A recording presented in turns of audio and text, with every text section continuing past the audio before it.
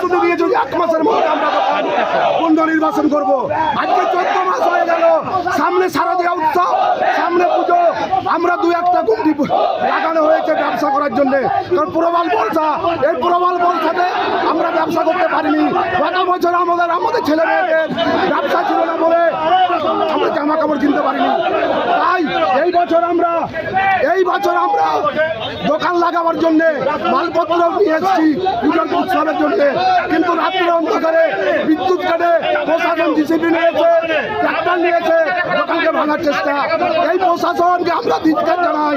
1 মাস প্রতিশ্রুতি দেওয়ার পর আর 14 মাস অব্দি আমাদের প্রতিশ্রুতি ভঙ্গ করেছে। তবুও রাত্রেবেলায় বিদ্যুৎ কারেন্ট কেটে প্রশাসন অত্যাচার করতে এসছে আমাদের ক্ষুদ্র ব্যবসায়ী। সেই জন্য সমাজ বিরোধীদের মতো আচরণ করেছে। সেই জন্য আমরা প্রশাসনকে ধিক্কার জানাই এবং আমরা প্রশাসনকে চাইছি গো ব্যাক, প্রশাসন গো ব্যাক। রাতের অন্ধকারে এসব হয় না, প্রশাসন আছে দিনের